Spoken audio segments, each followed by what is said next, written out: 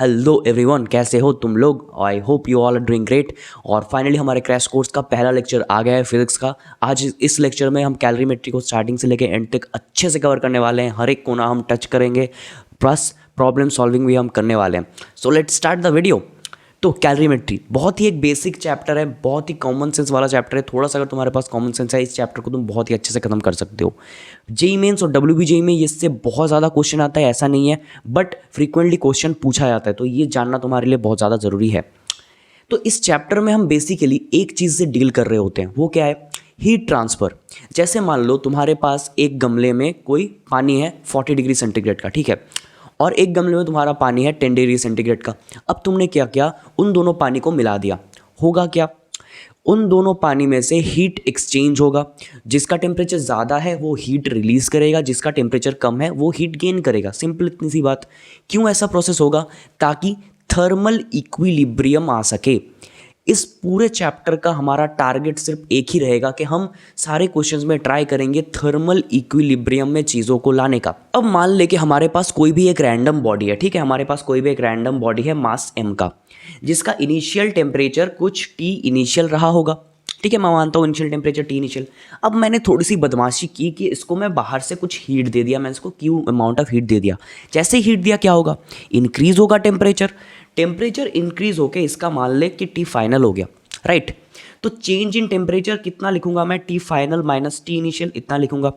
अब मैं अगर तुझसे पूछूं कि per unit mass 1 degree centigrade increment के लिए मुझे कितना हीट देना पड़ा, तो क्या बोलेगा तू? Q divide by M।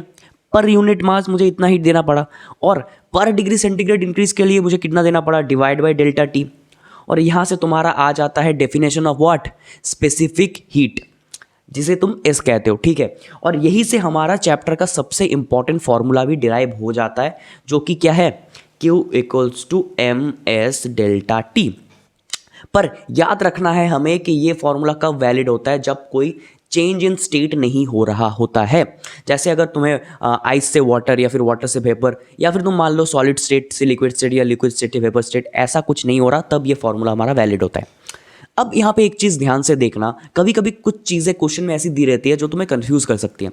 जैसे कि कभी कभी क्वेश्चन में क्या होता है ना, कि तुम्हें एस नहीं दे के एम इंटू एस का प्रोडक्ट दे देगा, जिसको हम क्या बोलते हैं? क्या बोलते हैं? Heat capacity. क्या बोलते हैं? हीट कैपेसिटी, जिसको हम रिप्रेजेंट करते हैं C से। All right. तो कभी भी अगर क्वेश्चन में तुम्हारा मास नहीं दिया रहेगा तो तुम्हें समझना होगा कि वहां पे तुम्हें हीट कैपेसिटी दिया है। और एक तरीका होता है इस चीज को देखने का कि तुम्हारा S दिया है कि C दिया है। तुम कैसे देख सकते हो? सोच जरा, सोच जरा। हाँ, सही सोच रहा है, यूनिट से देख सकते हैं ना। जैसे तुम्हारा यहाँ पे S का यूनिट क्या हो जाएगा? देख, Q divide by M divide by delta T। Q का यूनिट क्या होता है? कैलोरी होता है, मास डिवाइड बाई ग्राम, और ये हमारा होता है इनटू तुम्हारा delta T kelvin inverse, right. और तुम्हारा C का यूनिट क्या हो जाएगा? हमारा ये फॉर्मूला कहाँ से होगा? Q equals to C into delta T, क्योंकि M इंटू एस तो C होता है, C इंटू डेल्टा T। तो वहाँ से हम अगर C का यूनिट डिराइव करना चाहिए तो वो कितना होगा? कैलोरी डिवाइड बाई सिर्फ केल्विन इनवर्स। तो यहाँ से भी तुम देख सकते हो कि तुम्हारा क्वेश्चन में S दिया है कि C दिया है। तो कभी भी घबराना नहीं है, यूनिट्स चेक करके हमें देख लेना है कि क्या दिया है एक्चुअली क्वेश्चन में। और यहाँ पे एक और चीज़ भी तुम याद रख लेना, वैसे तो बहुत ज़्यादा इंपॉर्टेंट नहीं है, क्वेश्चन में दिया रहता है कि वाटर का स्पेसिफिक हीट कितना होता है? 1 कैलोरी पर ग्राम पर डिग्री सेंटीग्रेड, ओके। और आइस का कितना होता है? एस ऑफ आइस कितना होता है? हाफ कैलोरी पर ग्राम पर डिग्री सेंटीग्रेड। और वेपर का भी इतना ही होता है, राइट। तो ये 3 चीज़ें तुम याद रख सकते हो, अगर क्वेश्चन में कभी नहीं दिया होगा तो तुम्हें याद रहनी चाहिए, ठीक है। चलो अब हम इस कैलोरीमेट्री के पूरे कंसेप्ट को एक ग्राफ की मदद से बहुत अच्छी तरीके से समझेंगे। एक मैंने क्वेश्चन उठा लिया है, जब मैं इस क्वेश्चन को सॉल्व कर रहा हूँ तब तुम्हें हर चीज़ बहुत अच्छे से क्लियर हो जाएगी। कैसे स्टेट चेंज हो रहा है, कैसे तुम्हारा टेम्परेचर इंक्रीज हो रहा है टाइम के साथ, सारी चीज़ें हमें बहुत अच्छी तरीके से क्लियर हो जाएंगी। तो इस क्वेश्चन में हमें क्या बोला है कि हमारे पास एक आइस का टुकड़ा पड़ा है जिसका टेम्परेचर कुछ है -10 डिग्री सेंटीग्रेड और जिसका मास है 10 ग्राम। अब हम क्या कर रहे हैं, कुछ बाहर एक एक्सटर्नल सोर्स है जहाँ से हम इस आइस के टुकड़े को कॉन्स्टेंटली हीट दे रहे हैं। कितने अमाउंट ऑफ हीट दे रहे हैं, 10 कैलोरी पर मिनट हम इस बर्फ़ के टुकड़े को हीट दे रहे हैं। अब क्वेश्चन क्या है कि जैसे जैसे टेम्परेचर इंक्रीज हो रहा है और जैसे जैसे टाइम हमारा आगे बढ़ रहा है तो उनके बीच में ग्राफ प्लॉट करना है। हमें किन दोनों के बीच में ग्राफ प्लॉट करना है, टेम्परेचर इन डिग्री सेंटीग्रेड और टाइम के बीच में मिनट में हमें ग्राफ प्लॉट करना है। ऑल राइट, तो हम इस क्वेश्चन को कैसे सॉल्व करेंगे, हम स्टेप बाय स्टेप जाते हैं और देखते हैं क्या क्या चीज़ें होती हैं। तो पहला हमारे पास क्या था, एक आइस का टुकड़ा पड़ा हुआ था हमारे पास जिसका टेम्परेचर था 10 डिग्री -10 डिग्री सेंटीग्रेड। जैसे ही हमने इसको हीट दिया क्या होगा, इसका टेम्परेचर बढ़ेगा ना। तो स्टेट चेंज किए बिना ये कितनी दूर जा सकता है, ये एक और आइस के टुकड़े में कन्वर्ट होगा जिसका टेम्परेचर मान लो कुछ कितना होगा, 0 डिग्री सेंटीग्रेड, मैक्सिमम इतना ही टेम्परेचर हो सकता है। इसके बाद तो ये पिघलना स्टार्ट कर देगा। तो इस प्रोसेस के लिए हमें कितनी हीट लगेगी उस एक्सटर्नल सोर्स से, Q = ms डेल्टा टी होता है ना। तो Q = ms डेल्टा टी अगर हम करेंगे तो कितना होगा, m कितना है हमारा 10 इंटू s कितना है आइस का half into delta T that is 10। और स्टेट चेंज तो हो नहीं रहा, तो ये फॉर्मूला जो बिल्कुल वैलिड है।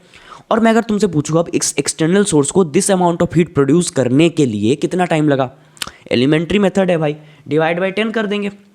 तो यहाँ से हमारा आ जाएगा कि हमारा 5 मिनट का टाइम लगेगा टोटल इस बर्फ़ के टुकड़े को 0 डिग्री सेंटीग्रेड के बर्फ़ के टुकड़े में कन्वर्ट होने में।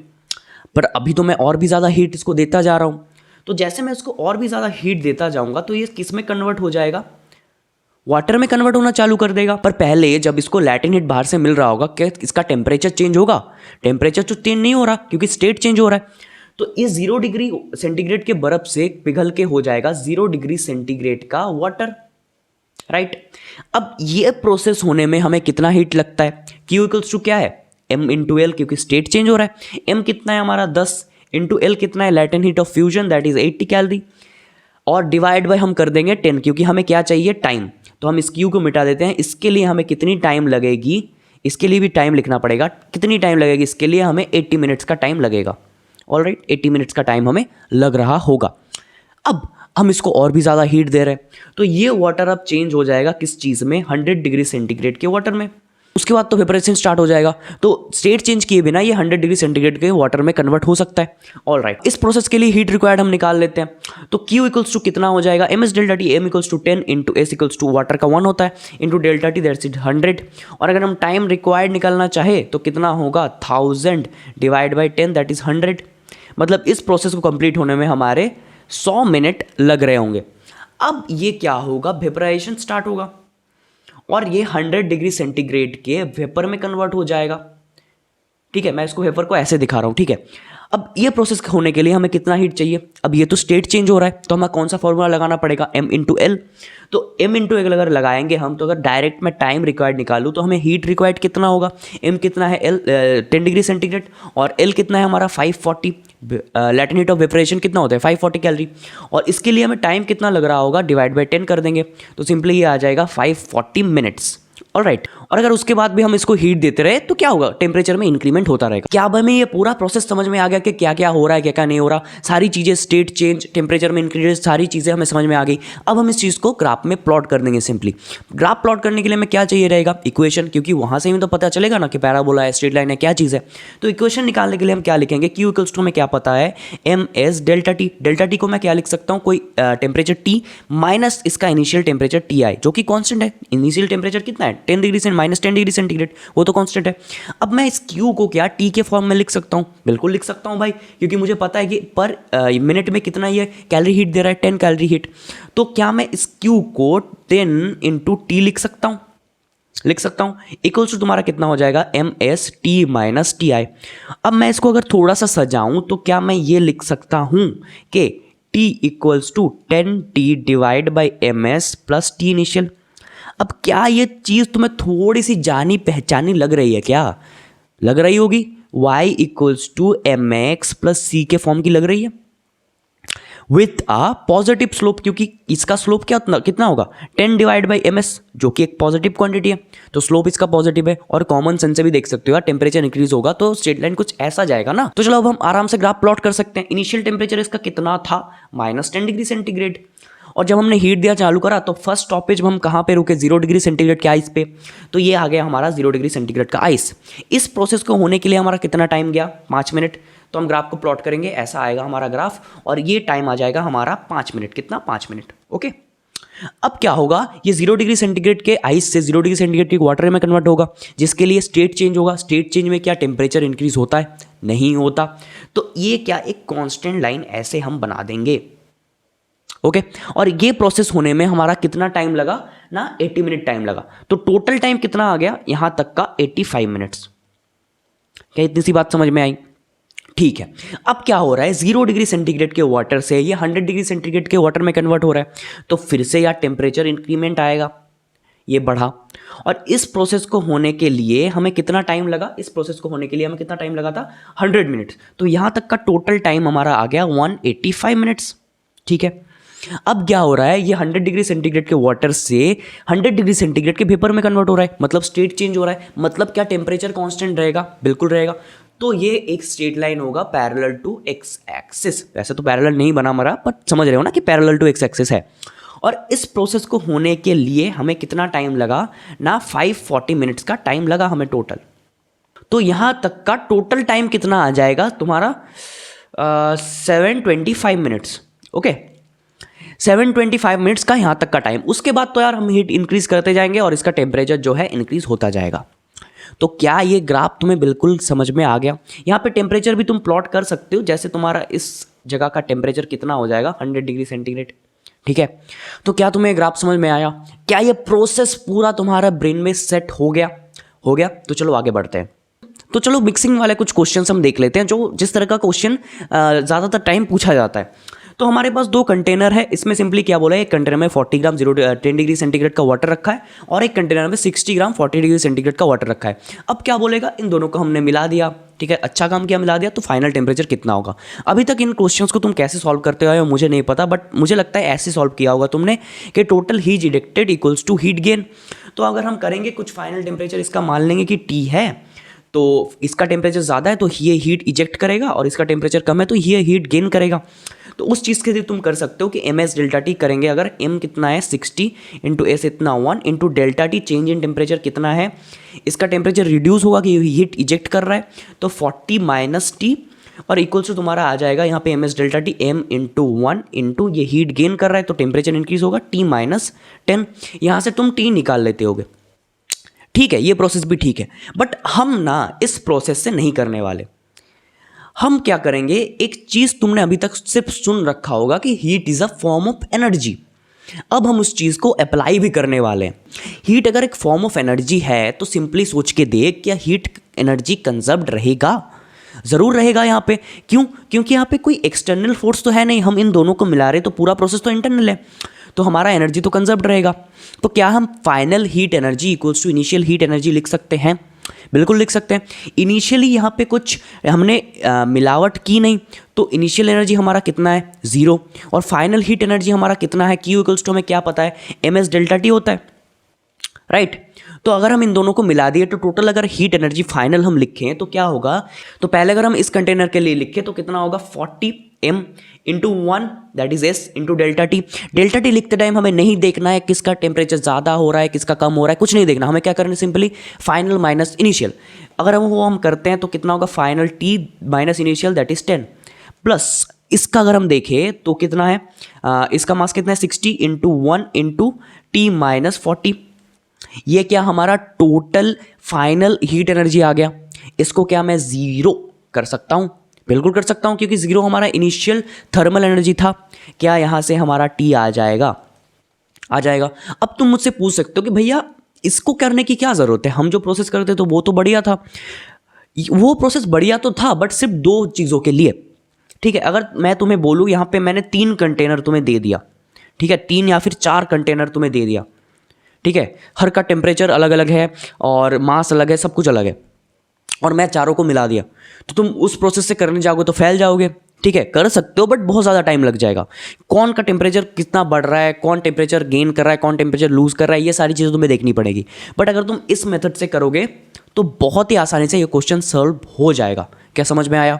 चलो अब हम इस क्वेश्चन को देखते हैं। इसमें क्या हो रहा है कि हम आइस को वाटर के साथ मिला रहे हैं, मतलब एक स्टेट के चीज़ को दूसरे स्टेट के चीज़ के साथ मिला रहे हैं। तो इस टाइप के प्रॉब्लम में हम एक स्पेसिफिक अप्रोच लेंगे ताकि कोई भी मिस्टेक हमसे ना हो। ये बहुत ट्रिकी प्रॉब्लम्स होते हैं, तो एक अप्रोच से अगर नहीं करोगे तो गलती करने के चांसेस बढ़ जाएंगे। तुम्हें लगेगा मैंने तो सही कर रखा है और नेगेटिव में तुम्हें मार्किंग मिल रही होगी।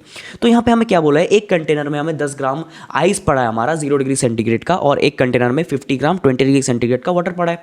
अब हम इन दोनों को मिला दिया, अच्छा काम किया, मिला दिया।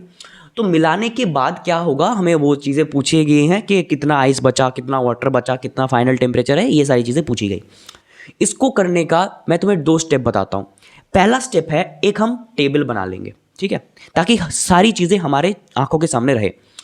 उस चीज़ में हम लिख लेंगे कि 10 ग्राम हमारे पास क्या है, वो आइस है और 0 डिग्री सेंटीग्रेड टेम्परेचर में है, और हमारे पास एक में क्या है 50 ग्राम हमारे पास वाटर है और वो 20 डिग्री सेंटीग्रेड में है। दूसरा स्टेप हमारा क्या रहेगा कि हम इन दोनों को एक कॉमन स्टेट एंड टेम्परेचर में लाने का कोशिश करेंगे, nearest common state and temperature, ठीक है। इस बात के कहने का क्या मतलब है मेरा, तो देखो यहाँ पे जैसे मेरे पास 0 डिग्री सेंटीग्रेड का आइस है और 20 डिग्री सेंटीग्रेड का वाटर है, तो नियरेस्ट कौन सा ऐसा टेम्परेचर तुम्हें लगता है जहाँ पे इन दोनों का स्टेट और टेम्परेचर दोनों सेम हो जाएगा? सोचो, मुझे तो लग रहा है 0 डिग्री सेंटीग्रेड के वाटर में अगर मैं इन दोनों को रिड्यूस कर दूं तो इन दोनों का स्टेट और टेम्परेचर दोनों क्या सेम हो जाएगा। तो चलो करते हैं। उस चीज़ को करने के लिए हमें आइस को कितना हीट देना पड़ेगा, मतलब आइस कितना हीट गेन करेगा, तब वो जाके वाटर में कन्वर्ट होगा 0 डिग्री के। स्टेट चेंज हो रहा है तो कौन सा फॉर्मूला यूज़ करेंगे, m इंटू एल। एम कितना है 10 इंटू एल कितना है 80, तो टोटल 800 कैलोरी इसको हीट देना पड़ेगा हमें, ठीक है। अब इस वाटर को 0 डिग्री सेंटीग्रेड के वाटर में कन्वर्ट करने के लिए हमें कितना हीट लेना पड़ेगा इससे, मतलब इसको हीट रिलीज करेगा तभी ना वो 0 डिग्री सेंटीग्रेड में आएगा। तो उसके लिए हम क्या लगाएंगे, Q equals to M S delta T. Simply m कितना है 50 इंटू एस, वाटर का कितना होता है 1 into delta T, that is 20 minus 0 that is 20। तो टोटल 1000 कैलोरी हीट वाटर को रिलीज करना पड़ेगा। पर यहाँ पे देने वाला ज़्यादा है, मतलब वाटर ज़्यादा हीट दे तो सकता है बट आइस ज़्यादा हीट ले नहीं सकता। तो आइस अपने हिसाब से हीट ले लेगा क्योंकि इसके पास अवेलेबल है। तो आइस अपने हिसाब से 800 कैलोरी हीट वाटर से ले लिया, तो कितना कैलोरी हीट बचा हमारे पास, 200 कैलोरी हीट फिर भी बच गया।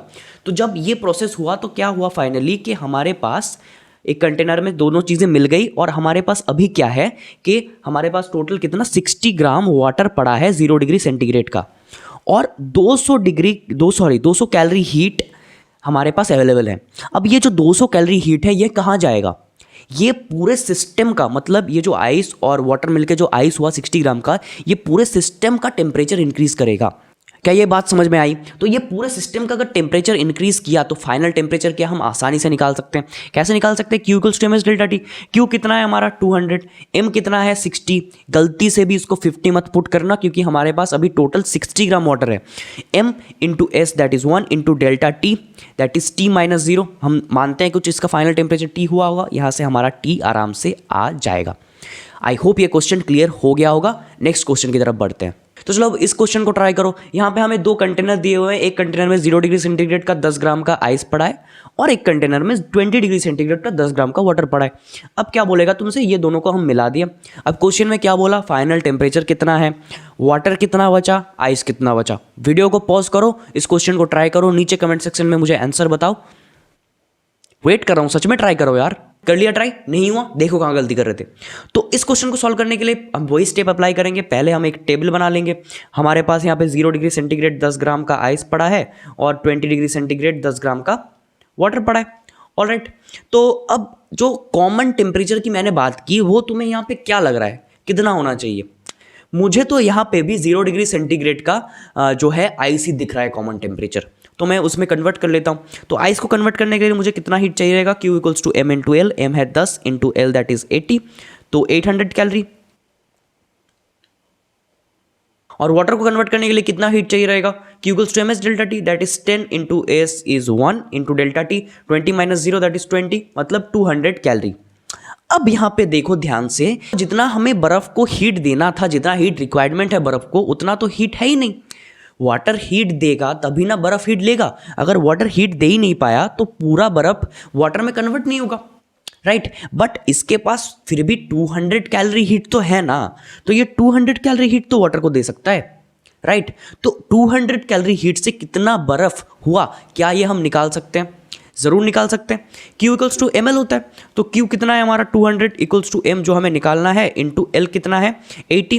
क्या है ऐसे M आ जाएगा हमारा 200/80, दैट इज़ ये कितना होता है 2.5 ग्राम्स। ऑलराइट, अब देखो यहाँ पे बहुत लोगों का डाउट हो सकता है कि क्या यहाँ पे हमारा टारगेट जो था थर्मल इक्विलिब्रियम, क्या यह फुलफिल हो रहा है? हो रहा है भाई, इसीलिए मैंने पहला कंडीशन बताया कि एक कॉमन टेम्परेचर पे लाना है दोनों को। देखो यहाँ पे दोनों ही बर्फ एंड वाटर दोनों ही 0 डिग्री सेंटीग्रेड में है, मतलब हमारा जो मेन टारगेट है थर्मल इक्विलिब्रियम में लाना वो तो सेटिस्फाई हो रहा है। अब यहाँ पे तुम्हें कुछ बेतुके क्वेश्चन पूछेगा कि बोलो वाटर कितना बचा या फिर बर्फ कितना बचा, तो आइस हमारा कितना रह रहा है 10 माइनस 2.5 दैट इज 7.5 ग्राम्स, और वाटर कितना रहा 10 था पहले प्लस 2.5 दैट इज 12.5 ग्राम्स। हो गया क्वेश्चन सॉल्व, कुछ भी नहीं था क्वेश्चन में। चलो आगे क्वेश्चन देखते हैं। तो चलो अब इस क्वेश्चन को ट्राई करो। तो इस क्वेश्चन में क्या बोला है, 2 कंटेनर है हमारे पास, एक कंटेनर में 2 ग्राम 100 डिग्री सेंटीग्रेड का वेपर पड़ा है और एक कंटेनर में 0 डिग्री सेंटीग्रेड का 10 ग्राम बर्फ पड़ा है। हमने फिर से इन दोनों को क्या किया, मिला दिए। तो वही चीज़ें तुमसे पूछ रहा है कि कितना हमारा फाइनल टेम्परेचर होगा, कितना आइस बचेगा, कितना वेपर बचेगा। वीडियो को पॉज करो, ट्राई करो, नीचे कमेंट सेक्शन में मुझे आंसर बताओ, फिर आके इसका सोल्यूशन देखना। कर लिया ट्राई, अच्छा लेवल का क्वेश्चन था, नहीं बना दिक्कत की कोई बात नहीं, उदास मत हो। देखो मैं कैसे सॉल्व करता हूँ। तो पहले हम जैसे एज यूजुअल एक टेबल बना लेंगे जिसमें हम लिखेंगे 2 ग्राम और 100 डिग्री सेंटीग्रेड का वेपर है हमारे पास, और 10 ग्राम 0 डिग्री सेंटीग्रेड का हमारे पास क्या है, आइस पड़ा है। ऑलराइट, अब वो टेम्परेचर सोचो, वो कॉमन टेम्परेचर सोचो जहां तुम इन दोनों को लाना चाहते हो। तो यार मेरे दिमाग में तो आ रहा है कि मैं इन दोनों को क्यों ना 100 डिग्री सेंटीग्रेड के वाटर में कन्वर्ट कर दूं। तो करके देखते हैं क्या होता है। तो वेपर को मैं अगर 100 डिग्री सेंटीग्रेड के वाटर में कन्वर्ट करना चाहूँ तो मुझे कितना हीट रिलीज करवाना पड़ेगा उससे। Q इक्वल्स टू ml होता है, m कितना है इसका 2 इंटू एल जितना होता है 540। तो इससे हमारा आ जाएगा 1080 कैलोरी हीट इसको रिलीज करना पड़ेगा 100 डिग्री सेंटीग्रेड के वाटर में लाने के लिए। ओके, अब हम बर्फ के लिए देखते हैं। तो इसके लिए हमें कितना हीट चाहिए रहेगा, Q इक्वल्स टू ml होगा पहले क्योंकि स्टेट चेंज होगा पहले। तो m कितना है 10 इंटू एल दैट इज 80। तो पहले हमें 800 कैलोरी हीट लगा, उसके बाद हमें इसको 100 डिग्री सेंटीग्रेड के वाटर में कन्वर्ट करना पड़ेगा। उसके लिए हमें कितना हीट चाहिए रहेगा, Q equals to ms delta T. m कितना है 10 इंटू s कितना है 1 into delta T that is 100, मतलब 1000 कैलोरी हीट चाहिए रहेगा। तो टोटल हीट कितना चाहिए रहेगा आइस को ताकि वो 100 डिग्री सेंटीग्रेड के वाटर में कन्वर्ट हो सके, 1800 कैलोरी हीट क्या चाहिए रहेगा इसको। पर क्या इतना हीट अवेलेबल है हमारे पास, नहीं है। तो अगर उतना हीट अवेलेबल नहीं है तो क्या आइस के लिए पूरा प्रोसेस हो पाएगा, नहीं हो पाएगा।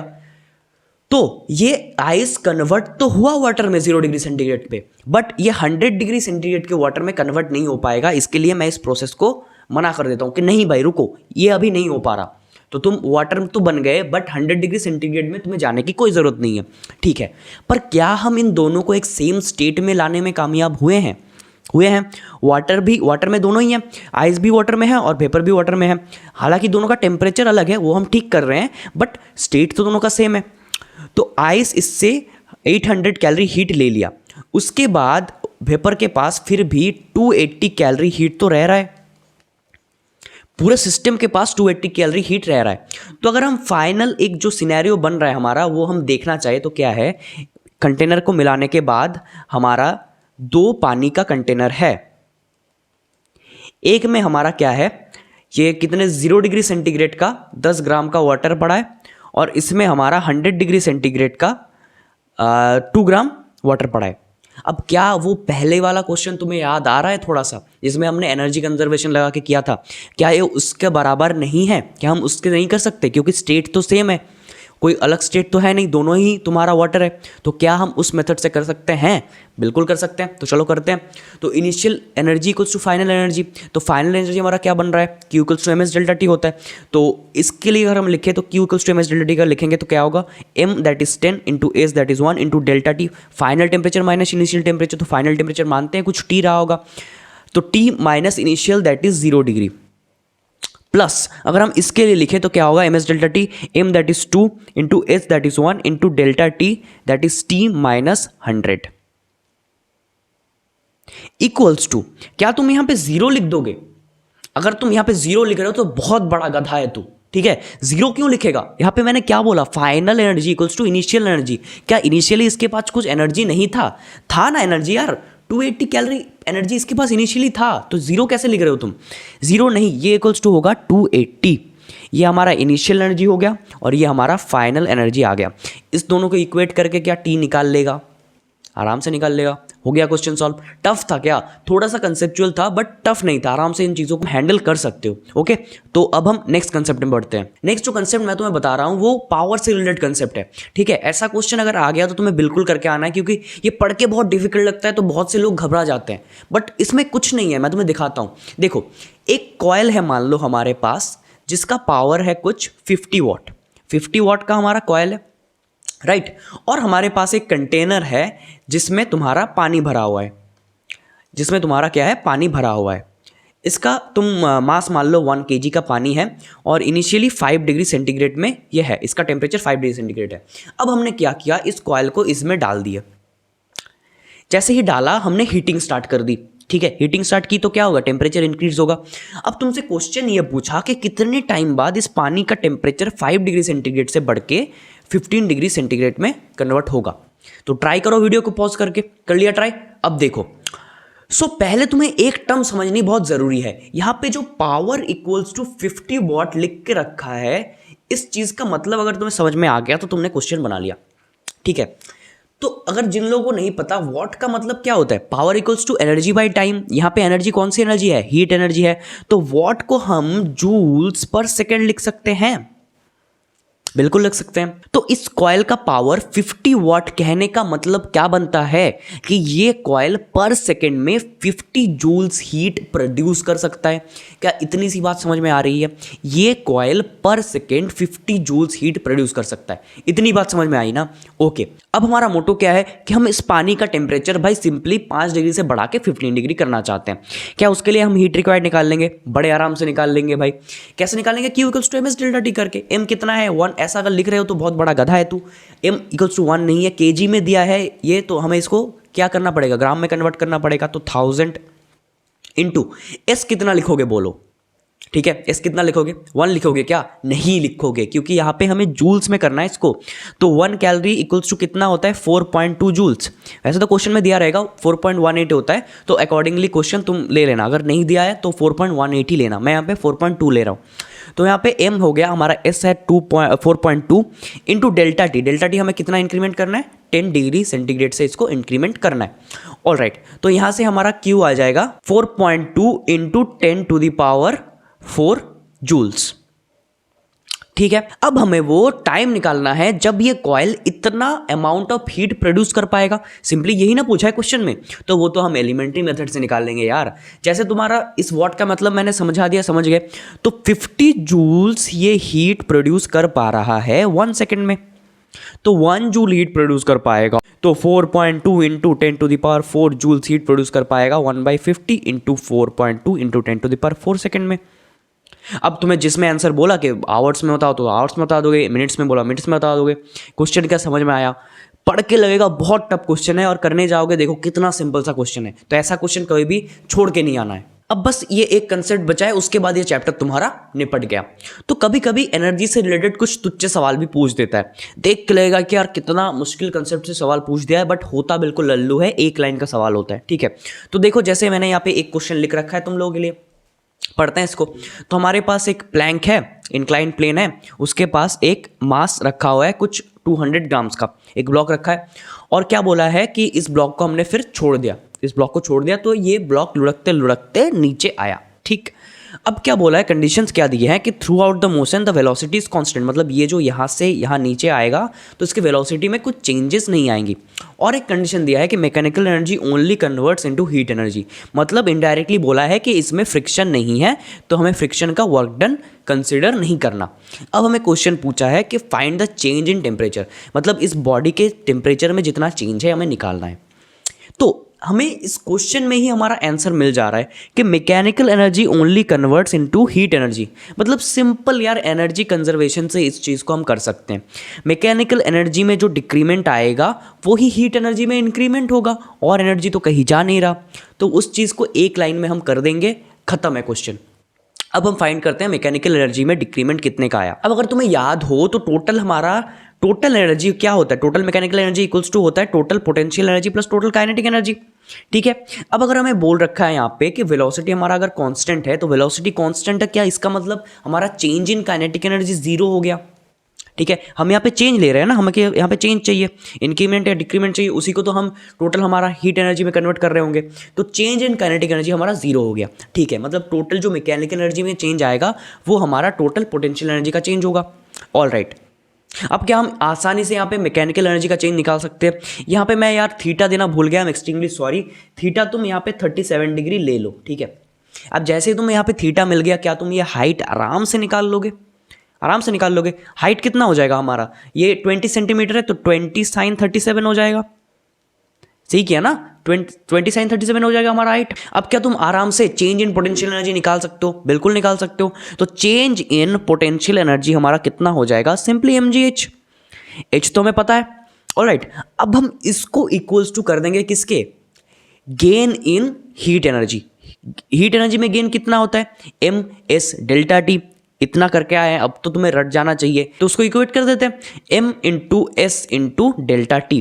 क्या यहाँ से हमें डेल्टा टी मिल जाएगा gh/s, वैल्यूज पुट कर देना, आंसर निकाल लेना, खत्म है। एक लाइन का, बस इतने लाइन का क्वेश्चन है, वो तो मैंने समझाया तुमको इसलिए मुझे इतनी चीज़ें लिखनी पड़ी, वरना अगर तुम जब एग्जाम में कर रहे होगे एक लाइन में खत्म है ये क्वेश्चन। ठीक है, तो हमारा कैलोरीमेट्री खत्म हो चुका है। इस वीडियो के डिस्क्रिप्शन में तुम्हें कैलोरीमेट्री से रिलेटेड शॉर्ट नोट्स और 20 और 25 क्वेश्चंस मिल जाएंगे। ठीक है, उन क्वेश्चंस को जाके कर लेना, कॉन्फिडेंस बूस्ट हो जाएगा तुम्हारा, और कैलोरीमेट्री से तुम्हारा क्वेश्चन कहीं नहीं जाने वाला। जेई मेंस में बोल लो या फिर WBJEE में बोल लो, बहुत ही अच्छे से तुम इस चैप्टर को बना पाओगे। हर कंसेप्ट, हर कॉर्नर इस चैप्टर का मैंने टच किया है, एक भी कंसेप्ट नहीं छोड़ा है। तो अगर तुमने इस पूरे वीडियो को देख लिया है, जाके उन क्वेश्चंस को करो, मैं तुम्हें गारंटी देता हूँ क्वेश्चन में नहीं छूटेगा तुम्हारा कैलोरीमेट्री से। बाकी नेक्स्ट लेक्चर में मिलते हैं, अंटिल देन बाय।